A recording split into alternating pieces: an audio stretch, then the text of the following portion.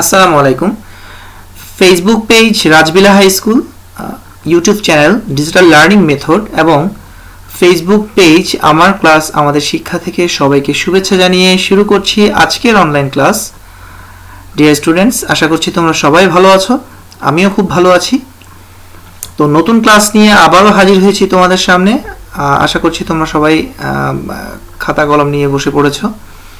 তো আজকে আমরা আমাদের নতুন আঙ্গিকে নতুনভাবে আজকে আমাদের ক্লাসটা আমরা শুরু করতে যাচ্ছি।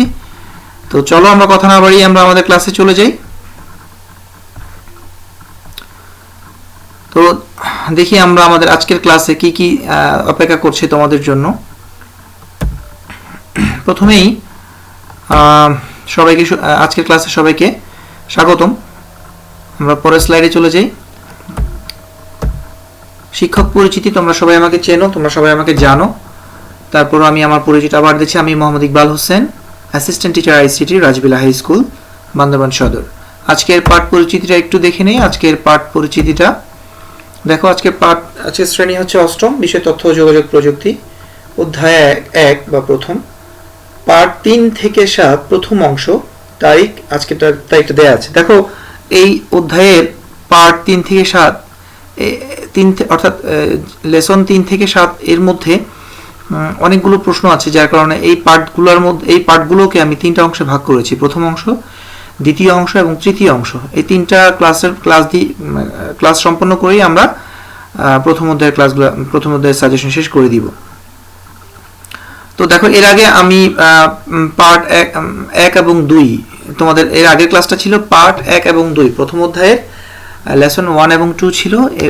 আজকে প্রথম অধ্যায়ের লেসন 3 থেকে 7 এটার মানে ফার্স্ট পার্ট অর্থাৎ প্রথম অংশের ক্লাস নিচ্ছি, এবং এর পরের ক্লাসটা দ্বিতীয় অংশ হবে, পরের ক্লাসটা এর পরেরটা তৃতীয় হবে। তো আমরা মোট প্রথম অধ্যায়ের 4টা ক্লাস দিয়ে আমরা প্রথম অধ্যায়ের সাজেশন শেষ করব। আমি অলরেডি তোমাদেরকে দ্বিতীয় অধ্যায়, তৃতীয় অধ্যায়, চতুর্থ অধ্যায় এবং পঞ্চম অধ্যায়ের সাজেশন তোমাদের দিয়ে দিয়েছি এবং ওই অনুযায়ী ক্লাস নিয়েছি। আশা করছি তোমরা সবাই উপকৃত হয়েছো এবং তোমাদের পরীক্ষায় এই যে ক্লাসগুলো আপলোড দিয়েছি এগুলো তোমাদের অনেক উপকার আসবে। তো কথা না বলে চলো আমরা আমাদের পরবর্তী নির্দেশনা নেক্সট স্লাইডে চলে যাই। দেখি কি আছে আমাদের আজকের নেক্সট স্লাইড। দেখি আজকের পাঠের বিষয়টা আমরা একটু দেখি। প্রথম অধ্যায়ের পাঠ 3 থেকে 7 এর প্রথম অংশ। দেখো, 3 নম্বর পার্টটা এটা হচ্ছে যোগাযোগ, আর 4 নম্বর পার্ট হচ্ছে ব্যবসায় তথ্য ও যোগাযোগ প্রযুক্তির গুরুত্ব। 5 নম্বর পাঠ মানে লেসন হচ্ছে সরকারি কর্মকাণ্ডে তথ্য ও যোগাযোগ প্রযুক্তির গুরুত্ব প্রয়োগ, এবং 6 নম্বর পাঠ হচ্ছে চিকিৎসা, এবং পাঠ 7 হচ্ছে গবেষণা। এর থেকে বিভিন্নভাবে বিভিন্ন আকারে একাধিকবার জেএসসি পরীক্ষায় আসা কিছু গুরুত্বপূর্ণ প্রশ্ন এবং প্রশ্নের সমাধান। তাহলে দেখো, আমরা 3 থেকে 7 এর মধ্যে যে লেসনগুলো আছে বা যে পার্টগুলো আছে, পার্টগুলো আমরা জানলাম। এই পার্টগুলো থেকে আজকে আমরা প্রথম অংশের প্রশ্নগুলো আমরা দেখব এবং এর সমাধান আমরা বের করার চেষ্টা করব। তো চলো আমরা নেক্সট স্লাইডে চলে যাই। আমাদের পরের স্লাইডে কি আছে? আমরা আমাদের পরের স্লাইডে দেখো আজকে শিখন ফল। দেখো, আজকে শিখন ফলটা একটু দেখে নাও। এই পাঠ শেষে শিক্ষার্থীরা মানে তোমরা শিখতে পারবে বা জানতে পারবে যোগাযোগের ক্ষেত্রে তথ্য প্রযুক্তির বিকাশ ব্যাখ্যা করতে পারবে, ব্যবসায় তথ্য ও যোগাযোগ প্রযুক্তির গুরুত্ব ব্যাখ্যা করতে পারবে, সরকারি কর্মকাণ্ডে আইসিটি এর ব্যবহার ব্যাখ্যা করতে পারবে, চিকিৎসা বিজ্ঞানে তথ্য প্রযুক্তির গুরুত্ব ও ব্যবহার ব্যাখ্যা করতে পারবে, বিভিন্ন গবেষণায় তথ্য প্রযুক্তির ব্যবহার ও বিকাশ সম্পর্কে ব্যাখ্যা করতে পারবে। দেখো, এখানে ইন্ডিকেট করে দেওয়া হয়েছে পার্ট 3 থেকে যেই পার্ট আছে সেই পাঠের অর্থাৎ তথ্য প্রযুক্তির বিকাশ সম্পর্কে তোমরা ব্যাখ্যা করতে পারবা। 4, 5, 6, 7 মোট কথা 3 থেকে 7 পর্যন্ত যে লেসনগুলো আছে বা যে পার্টগুলো আছে, এই পার্ট থেকে তোমরা কি কি শিখতে পারবে সেই শিখন ফলগুলো এখানে দেয়া আছে। তোমরা আশা করছি বুঝতে পেরেছো। আমরা আমাদের পরের স্লাইডে চলে যাই। আমাদের নেক্সট স্লাইডে আমরা শুরু করতে যাব প্রশ্ন এবং প্রশ্নোত্তর পর্ব। আশা করছি তোমরা খুব মনোযোগ দিয়ে ক্লাসটা দেখবে। দেখো, আমাদের প্রথম প্রশ্ন চলে এসেছে। প্রথম প্রশ্ন দেখো, আউটসোর্সিং বলতে কি বুঝো, সংক্ষেপে বর্ণনা দাও। এইভাবে একবার পরীক্ষা আসছিল, অর্থাৎ 1 বছর জেএসসি পরীক্ষায় প্রশ্নটা এইভাবে এসেছিল। এবং অথবা দেখো, অথবা আমি এই জন্য দিয়েছি কারণ এই প্রশ্নটা 2 ভাবে এসেছিল। আরেকভাবে আসছিল, দেখো আউটসোর্সিং কি, এর মাধ্যমে কি কাজ করা যায়। তাহলে দেখো দুইভাবেই প্রশ্নটা এসেছিল, যেভাবে আসুক না কেন প্রশ্নের উত্তর কিন্তু একটাই হবে। দেখো আউটসোর্সিং কি আমি তোমাদের ক্লাসে একাধিকবার তোমাদের বলেছি, তারপর আমি একটু ব্রিফ করি, একটু সংক্ষেপে বলি। আউটসোর্সিং হচ্ছে ঘরে বসে ইন্টারনেটের মাধ্যমে টাকা উপার্জন করার যে পদ্ধতি, যে সোর্স, যে পদ্ধতি বা যে সিস্টেম, তাকে আউটসোর্সিং বলে। অর্থাৎ বাসায় বসে ইন্টারনেটের মাধ্যমে যে পদ্ধতিতে ইনকাম করা যায় বা টাকা উপার্জন করা যায় সেই পদ্ধতি বা সিস্টেমকে আউটসোর্সিং বলে। বাসায় বসে আজকাল অনেকেই ইন্টারনেটের মাধ্যমে টাকা উপার্জন করছে। কিভাবে করছে? বিভিন্ন ধরনের ওয়েবসাইট আছে, যেমন www.freelance.com, www.elance.com, www.odesk.com, এই ধরনের অনেক ফ্রিল্যান্সিং সাইট আছে, আউটসোর্সিং সাইট আছে। এই সাইটগুলোতে ঢুকে এই সাইটগুলোতে গিয়ে বিভিন্ন কাজের মাধ্যমে আজকাল কি আউটসোর্সিং এর মাধ্যমে টাকা উপার্জন করা সম্ভব হয়। তাহলে দেখো আউটসোর্সিং বলতে কি বোঝো, সংক্ষেপে বর্ণনা দাও, বা অথবা আউটসোর্সিং কি এর মাধ্যমে কি কাজ করা যায়। দুইভাবে প্রশ্নটা এসেছিল, যেভাবেই আসুক না কেন প্রশ্নের উত্তর একটাই হবে। আমরা অ্যান্সারটা একটু দেখে নেই। আমাদের আজকের উত্তরটা দেখো বিশ্বের বিভিন্ন দেশের বিভিন্ন প্রতিষ্ঠান তাদের নিজেদের অনেক কাজ, যেমন ওয়েবসাইট উন্নয়ন, যেটাকে আমরা বলি ওয়েবসাইট ডেভেলপমেন্ট, রক্ষণাবেক্ষণ, মাসিক বেতন ভাতার বিল প্রস্তুতকরণ, ওয়েবসাইটে তথ্য যোগ করা, সফটওয়্যার তৈরি ইত্যাদি অন্য দেশের কর্মীর মাধ্যমে সম্পন্ন করে থাকে। এটাকে বলা হয় আউটসোর্সিং। ইন্টারনেট সংযোগ থাকলে যে কেউ এই ধরনের কাজের সাথে যুক্ত হতে পারে। এক্ষেত্রে কাজের দক্ষতার পাশাপাশি ভাষা দক্ষতাও সমানভাবে প্রয়োজন হয়। এই সকল কাজ ইন্টারনেটে অনেক সাইটে পাওয়া যায়। এর মধ্যে জনপ্রিয় কিছু ওয়েবসাইট আছে, যেটা হচ্ছে www, আমি একটু যেটা বললাম, odesk.com, freelance.com, তারপরে elance.com, আরো অনেক আছে, forex.com, আরো অনেক ধরনের ওয়েবসাইট আছে। এই ওয়েবসাইটে ঢুকে কাজের মাধ্যমে টাকা উপার্জন করা যায়। তাহলে দেখো খুব সহজেই বলতে পারি যে ফ্রিল্যান্সিং অর্থাৎ আউটসোর্সিং হচ্ছে যে প্রক্রিয়ায় ইন্টারনেটের মাধ্যমে ঘরে বসে ইন্টারনেটের সহায়তায় টাকা উপার্জন করা যায় বা ইনকাম করা যায়, তাকে আউটসোর্সিং বলে। এটা হচ্ছে খুব সহজ ভাষায়। আর এখানে বইয়ের ভাষায় দেওয়া আছে, দেখো যে ওয়েবসাইট উন্নয়ন অর্থাৎ ওয়েবসাইট ডেভেলপমেন্ট, এখন বলতে পারে যে স্যার এরকম প্রশ্ন আসতে পারে কিভাবে আমরা বাসায় বসে টাকা উপার্জন করবো। বাসায় বসে টাকা উপার্জন করার কিছু সিস্টেম আছে। তুমি ধরো তোমরা যদি বাসায় বসে টাকা উপার্জন করতে চাও, বাসায় বসে ক্ষেত্রে তোমাদের কম্পিউটারে দক্ষ হতে হবে। যে কোনো একটা সাইটে কম্পিউটারের বিভিন্ন পার্ট, অর্থাৎ কম্পিউটারের প্রোগ্রামগুলোর মধ্যে বিভিন্ন পার্টে বিভক্ত করা থাকে, ভাগ করা থাকে। যেমন অনেকে অফিস ওয়ার্ডের কাজ খুব ভালো পারে, মাসিক ভাতা, বেতন ভাতার বিল খুব ভালোভাবে সে ক্রিয়েট করতে পারে, তৈরি করতে পারে, প্রস্তুত করতে পারে।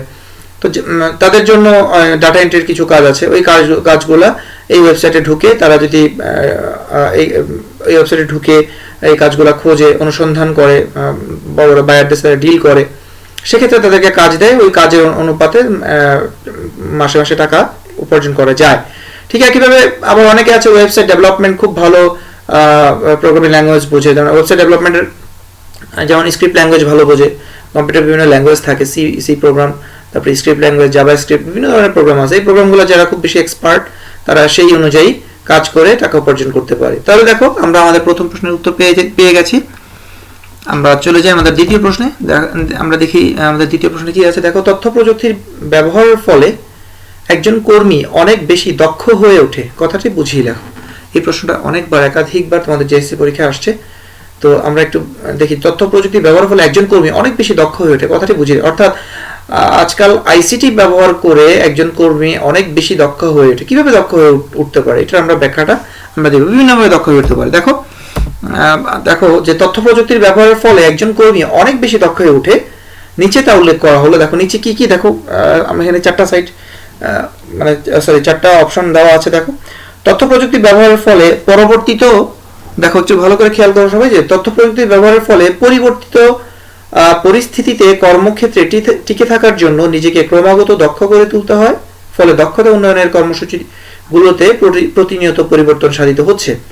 কম্পিউটারের সাহায্যে অনেক ধরনের কাজ ঘরে বসেই করা সম্ভব হচ্ছে। আবার অনেক ক্ষেত্রে পূর্বে বিশেষ দক্ষতা না থাকলে যে কাজ সম্পন্ন করা যেত না, এরকম অনেক কাজ কম্পিউটারের সহায়তায় সহজেই সম্পন্ন করা যাচ্ছে। যেমন ফটোগ্রাফি বা ভিডিও এডিটিং। আজকালকার আজকালকার মানুষরা সব সহজেই ফটোগ্রাফি মানে করতে পারে এবং খুব সহজেই এটা খুব সহজ একটা পেশা, এবং ভিডিও এডিটিং এটা খুব ইজি। দেখো অনেকে ঘরে বসে কাজ করছে, ফলে অনেক প্রতিষ্ঠানই এখন ভার্চুয়াল প্রতিষ্ঠানে পরিণত হয়েছে। এই সকল প্রতিষ্ঠানে সহায়ক কর্মীর সংখ্যা যেমন কমেছে, তেমনি তাদের কাজের ধরনও পাল্টে গেছে। স্বয়ংক্রিয়ভাবে মনিটরিং করা সম্ভব হওয়াতে কর্মীদের কাজে ফাঁকি দেওয়ার প্রবণতাও ক্রমান্বয়ে হ্রাস পাচ্ছে। তাহলে দেখো এই যেই কথাগুলো বা যেই বিশেষ কথাগুলো এখানে উল্লেখ করা আছে, এগুলোর মাধ্যমে একজন কর্মী খুব বেশি দক্ষ হয়ে উঠতে পারে আইসিটি ব্যবহারের ফলে বা তথ্য যোগাযোগ প্রযুক্তি ব্যবহারের ফলে। আমরা আমাদের দ্বিতীয় প্রশ্নের উত্তর পেয়ে গেছি, আমরা আমাদের তৃতীয় প্রশ্নে চলে যাব। আমরা আমাদের তৃতীয় প্রশ্নে চলে যাই। দেখো যোগাযোগ কাকে বলে, মানে কমিউনিকেশন কাকে বলে, ইহা কত প্রকার ও কি কি ব্যাখ্যা করো। এইভাবে একবার পরীক্ষা আসছিল, এক বছর আসছিল, আবার আরেক বছর এইভাবে আসছিল যে অথবা যোগাযোগ করার পদ্ধতিকে কয় ভাগে ভাগ করা যায় বর্ণনা করো। দেখো আমরা জানি যে দুইভাবে প্রশ্নটা এসেছিল, তাহলে যেভাবেই আসুক না কেন প্রশ্নের উত্তর একটাই হবে। তাহলে আমরা একটা জিনিস জানি, সেটা হচ্ছে যোগাযোগ কাকে বলে। আমরা জানি যোগাযোগ কাকে বলে। যোগাযোগ মানে কমিউনিকেশন। একজনের সাথে যোগাযোগ করার জন্য কি কি প্রয়োজন, বা যোগাযোগ কত প্রকার, বা যোগাযোগ কাকে বলে, হ্যাঁ এগুলো আমরা এখন জানবো। তাহলে দেখো যোগাযোগ অনেকভাবে বিভিন্নভাবে করা যায়। একটা মানুষের সাথে সহজেই বিভিন্ন সোর্সের মাধ্যমে যোগাযোগ করা যায়। যেমন কারো আত্মীয় স্বজন যদি বা কারো বাবা মা যদি দূরে থাকে তাদের কাছ থেকে, সেক্ষেত্রে যোগাযোগ করার জন্য কি প্রয়োজন, আজকালকার যেহেতু আইসিটির যুগ এটা, সেক্ষেত্রে মোবাইল ফোন ব্যবহার করা যাবে, টেলিফোনের মাধ্যমে, ইমেইলের মাধ্যমে, বা কোনো যানবাহনের মাধ্যমে যোগাযোগ করা যাবে। তাহলে আমরা একটু দেখি আমাদের উত্তরটা কি লেখা আছে। আমাদের অ্যান্সারে দেখা, একে অপরের সাথে বিভিন্ন উপায়ে তথ্য আদান প্রদান করাকে যোগাযোগ বলে। খুব সহজ, হ্যাঁ এটার সংজ্ঞাটা একই, মানে একদমই সহজ। তোমরা একবার পড়লে আশা করি তোমাদের মনে থাকবে। একে অপরের সাথে বিভিন্ন উপায়ে তথ্য আদান প্রদান করাকে যোগাযোগ বলে। যোগাযোগ করার পদ্ধতি দুই প্রকার, যেটা দেখো ব্রডকাস্ট পদ্ধতি, একটা হচ্ছে দ্বিমুখী পদ্ধতি। তাহলে দেখো মানে যোগাযোগ করার পদ্ধতি হচ্ছে দুই প্রকার। তাহলে দেখো ব্রডকাস্ট পদ্ধতিটা কি। ব্রডকাস্ট হলো যোগাযোগ করার একটা স্বীকৃত পদ্ধতি। যখন একজন বা একটি প্রতিষ্ঠান একমুখী পদ্ধতিতে অনেকের সাথে যোগাযোগ করে, সেটাকে ইংরেজিতে ব্রডকাস্ট বলে। যেমন রেডিও বা টেলিভিশন। যেমন টেলিভিশনের মাধ্যমে যখন খবর প্রচার করা হয়, তোমরা খেয়াল করবা যখন টেলিভিশনে কোনো নিউজ পড়ানো হয়, তখন একজনই নিউজ প্রেজেন্টার, একজনই পুরা বাংলাদেশের নিউজ সে একজনই বলে যাচ্ছে। এটাকে একমুখী যোগাযোগ বলা হয় বা ব্রডকাস্ট পদ্ধতি বলা হয়। যেমন রেডিওতে আমরা অনেক কিছু শুনি, রেডিওতে আমরা গান শুনতে পারি বা বিভিন্ন নিউজ শুনতে পারি, খবর শুনতে পারি। তাহলে রেডিওতে যে উপস্থাপন করে সে কিন্তু পুরো বাংলাদেশের খবর সে রেডিওতে বলতেছে। তাহলে এটা হচ্ছে একমুখী পদ্ধতি। এখন দ্বিমুখী পদ্ধতিটা কি দেখো। যোগাযোগের একমুখী ব্রডকাস্ট পদ্ধতির সম্পূরক রূপটি হচ্ছে দ্বিমুখী যোগাযোগ পদ্ধতি। যখন একাধিক ব্যক্তি একই সময় একে অপরের সাথে যোগাযোগ করতে পারে, তখন তাকে দ্বিমুখী যোগাযোগ পদ্ধতি বলে। যেমন মোবাইল ফোন, টেলিফোন ইত্যাদি। তাহলে দেখো দ্বিমুখী যোগাযোগ পদ্ধতিটা হচ্ছে একাধিক ব্যক্তি অপরের সাথে যোগাযোগ করতে পারে। একজন ব্যক্তি মানে একসঙ্গে একজন ব্যক্তির সাথে হাজার ব্যক্তি একসঙ্গে যোগাযোগ করতে পারে। যেমন দেখা যাচ্ছে আমরা মোবাইল ফোনের মাধ্যমে হাজার জনকে ফোন দিতে পারতেছি, বা মানে আত্মীয় স্বজন বা বন্ধু বান্ধব সবাই দেখা যাচ্ছে যে একটা ফোনে সবাই কল করতে পারে। এরকম যেমন আমরা চাইলেই, যেমন একমুখী যোগাযোগ পদ্ধতি যেটা ব্রডকাস্ট পদ্ধতি যেটা, সেটা চাইলেই আমরা কোনো টেলিভিশনের নিউজ প্রেজেন্টারকে ফোন করতে পারবো না। সে তার খবর বলতেই থাকবে, সে কারো ফোন ধরবে না, বা তাকে তার সাথে রিচ করা, তার সাথে কানেক্ট করা পসিবল না। সম্ভব না বলতে তাদের নিউজ প্রেজেন্টার তার সাথে কানেক্ট করতে পারবে, বাট বাইরের কোনো মানুষ তার সাথে যোগাযোগ করতে পারবে না। কিন্তু তুমি চাইলেই দ্বিমুখী পদ্ধতিতে একের অধিক বা একসঙ্গে অনেকগুলো মানুষের সাথে তুমি যোগাযোগ করতে পারো, মোবাইল ফোনের মাধ্যমে, টেলিফোনের মাধ্যমে, তারপরে ফেসবুকের মাধ্যমে, তাই না? ফেসবুকের মাধ্যমে আমরা অনেক মানুষের সাথে একসঙ্গে অ্যাড যদি থাকে, আমরা মেসেজ পাঠাতে পারি, আমরা চ্যাট করতে পারি, তারপরে মেসেঞ্জারে কল করতে পারি, হ্যাঁ একসঙ্গে একাধিক মানুষের সাথে যোগাযোগ করতে পারি। তাহলে এটা হচ্ছে দ্বিমুখী পদ্ধতি। তাহলে আমরা জানি যে যোগাযোগ দুই প্রকার, একটা হচ্ছে ব্রডকাস্ট পদ্ধতি, একটা হচ্ছে দ্বিমুখী পদ্ধতি। তাহলে দুই প্রকার আমরা জানলাম, এবং এগুলোর কি বলে বিস্তারিত আমরা এগুলোর সংজ্ঞাটাও জানলাম। আমরা আমাদের তৃতীয় প্রশ্নের উত্তর পেয়ে গেছি। আমরা চলে যাব চতুর্থ প্রশ্নে। দেখো আমাদের 4 নম্বর প্রশ্নে, মহান মুক্তিযুদ্ধে কোন আইসিটি যন্ত্রটি স্বাধীনতা অর্জনে গুরুত্বপূর্ণ ভূমিকা রাখে? এটা তোমরা সবাই জানো, ব্যাখ্যা করো। এইভাবে একবার পরীক্ষাটা আসছিল যে আমাদের বাংলাদেশে 1971 সালে মহান মুক্তিযুদ্ধে কোন আইসিটি যন্ত্রটি স্বাধীনতা অর্জনে গুরুত্বপূর্ণ ভূমিকা রাখে ব্যাখ্যা করো। তোমরা সবাই জানো, এটা বলতে পারবা, এটা হচ্ছে রেডিও, তাই না? সবাই তোমরা জানো যে এটা রেডিও। রেডিওর মাধ্যমে তখন কোনো টেলিভিশন ছিল না বা ইন্টারনেট ছিল না, এত বেশি অ্যাভেলেবল ছিল না, সবকিছু অ্যাভেলেবল ছিল না। একমাত্র মুক্তিযোদ্ধারা রেডিওর মাধ্যমে তারা জানতে, অর্থাৎ তখনকার খবরাখবর তারা রেডিওর মাধ্যমে তারা জানতে পারতো। তাহলে দেখো এই প্রশ্নটা এইভাবে একবার আসছিল পরীক্ষায়, আরেকভাবে আসছিল যে অথবা আইসিটি এর পূর্ণরূপ কি, মহান মুক্তিযুদ্ধে আইসিটির গুরুত্ব ব্যাখ্যা করো, এইভাবে একবার পরীক্ষা আসছিল। তাহলে আমরা বলতে পারি যে আইসিটি এর পূর্ণরূপ তোমরা সবাই জানো, তোমরা সবাই বলতে পারো যে আইসিটি এর পূর্ণরূপ হচ্ছে ইনফরমেশন এন্ড কমিউনিকেশন টেকনোলজি, তোমরা সবাই জানো, এবং এটা তোমরা ক্লাস 5 থেকে পড়ে আসছো এবং ক্লাস 6, 7, 8 তোমরা ভালো করেই জানো যে আইসিটি এর পূর্ণরূপ কি। এবং মহান মুক্তিযুদ্ধে আইসিটির গুরুত্ব ব্যাখ্যা করে, এখন এটা আমরা দেখব কিভাবে ব্যাখ্যা করতে পারি। আমরা জানি মুক্তিযুদ্ধে একমাত্র ইলেকট্রনিক ডিভাইস বা আইসিটি ডিভাইস একমাত্র রেডিও ছিল। তাহলে রেডিওর মাধ্যমে কিভাবে মুক্তিযুদ্ধে এই রেডিওটা গুরুত্বপূর্ণ ভূমিকা পালন করে, এটা এখন আমরা জানবো। আমরা উত্তরে চলে যাই। দেখো প্রশ্নটা দুভাবে এসেছিল, যেভাবেই আসুক না কেন প্রশ্নের উত্তর কিন্তু একটাই হবে। তাহলে আমরা উত্তরে চলে যাই। দেখো আইসিটি এর পূর্ণরূপ হলো ইনফরমেশন অ্যান্ড কমিউনিকেশন টেকনোলজি।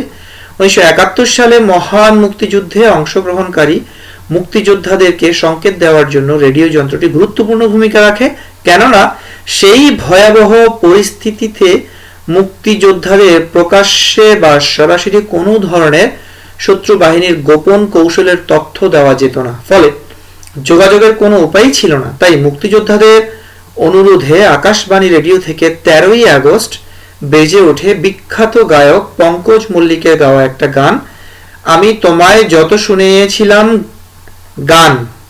সেই গানটি একটি ছিল সংকেত। আমি তোমায় যত শুনিয়েছিলাম গান, সেই গানটি একটি ছিল একটা সংকেত ছিল। সেটি শুনে নৌ কমান্ডাররা বুঝতে পেরেছিল তাদের এখন আঘাত হানার সময় এসেছে।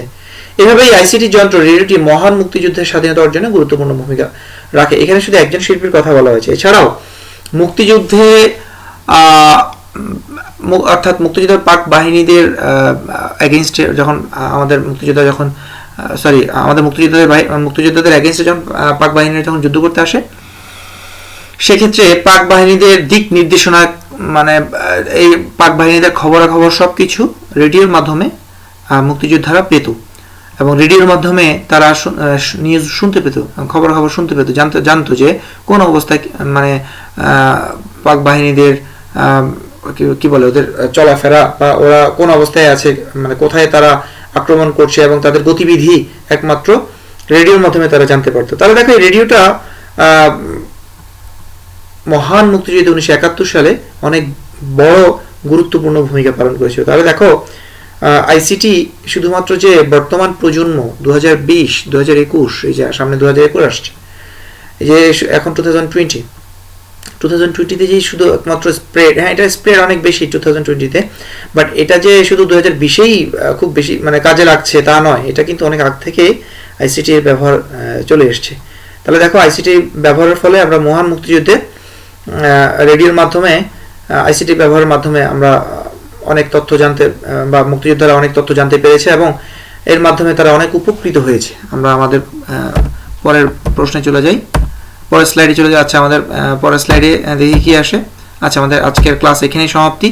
সবাইকে ধন্যবাদ। আমাদের ক্লাস এখানেই শেষ। আজকের এই অধ্যায়ের 3 থেকে 7 এর থেকে প্রথম অংশ, অর্থাৎ পার্ট 3 এবং পার্ট 3 থেকে 7 এর মধ্যে প্রথম অংশ এখানেই শেষ সমাপ্তি।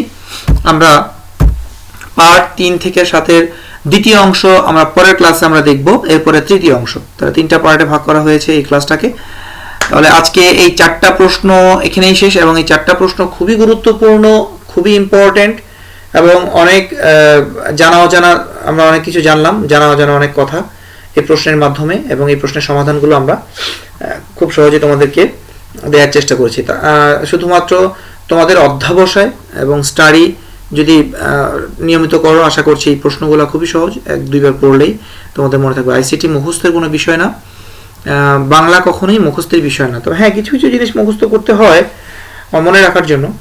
আর বিশেষ করে যে প্রশ্ন উত্তরগুলো তোমরা দেখতে পাচ্ছ, বা আমরা যে প্রশ্নের উত্তরগুলো দিয়েছি, এগুলা খুবই সহজ এবং এগুলা মনে রাখার বিষয়, এগুলা মুখস্থের কিছু না, 2-1 বার পড়লে তোমাদের মনে থাকবে। এবং তার সাথে এইটুকু বলবো, তোমরা বাসায় বসে এই অনলাইন ক্লাসগুলো তোমরা বাসায় বসে তোমরা দেখবে এবং প্র্যাকটিস করবে, বাসায় বসে তোমরা স্টাডি করবে এবং বাসার বাইরে তেমন একটা বের হবে না কাজ ছাড়া, এবং যখনই বাসার বাইরে বের হবে মাস্ক ডেফিনেটলি পরে বের হবে, এবং বাসায় যখনই বাসা থেকে বের হওয়ার আগে বা বাসায় ঢোকার আগে সাবান দিয়ে হাত ধুয়ে বাসায় ঢুকবে এবং হ্যান্ড স্যানিটাইজার যদি থাকে সেটা ইউজ করবে। আরেকটা ব্যাপার সেটা হচ্ছে এই তোমাদের এই ক্লাসগুলো পেতে যদি সমস্যা হয়, তোমরা আমাদের ইউটিউব চ্যানেল আছে ডিজিটাল লার্নিং মেথড, এই চ্যানেলটা তোমরা সাবস্ক্রাইব করে নিলে তোমাদের সব ক্লাসগুলো তোমরা পেয়ে যাবে। এবং আমাদের রাজবিলা হাই স্কুল নামে যে পেজ আছে, Facebook page Rajbila high school, Rajbila high school Facebook পেজে যদি তোমরা লাইক দিয়ে থাকো তাহলে তোমরা সব ধরনের ক্লাস, শুধু আইসিটি না আর অনেক ধরনের অর্থাৎ অন্যান্য যে ক্লাসগুলো আছে বাংলা, ইংরেজি, গণিত, তারপরে ফিজিক্স, কেমিস্ট্রি, যত ধরনের ক্লাস আছে সব ক্লাসগুলো তোমরা পাবা। এবং আরেকটা নতুন এই ফেসবুক পেজ আছে, সেটা হচ্ছে আমার ক্লাস আমাদের শিক্ষা। এই আমার ক্লাস আমাদের শিক্ষা এই পেজটাতেও তোমরা যদি লাইক দিয়ে থাকো তাহলে তোমরা সব ধরনের ক্লাস তোমরা অনলাইন ক্লাসগুলো তোমরা পেয়ে যাবে। তাহলে তোমাদের সবাইকে তোমাদের সবার প্রতি দোয়া এবং তোমার স্নেহ রেখে আমি আজকের ক্লাস এখানেই শেষ করছি। সবাই ভালো থেকো, সুস্থ থেকো, সুন্দর থেকো, সবাইকে শুভেচ্ছা জানিয়ে শেষ করছি আজকের এই ক্লাস। ধন্যবাদ সবাইকে। আসসালামু আলাইকুম রহমতুল্লাহ।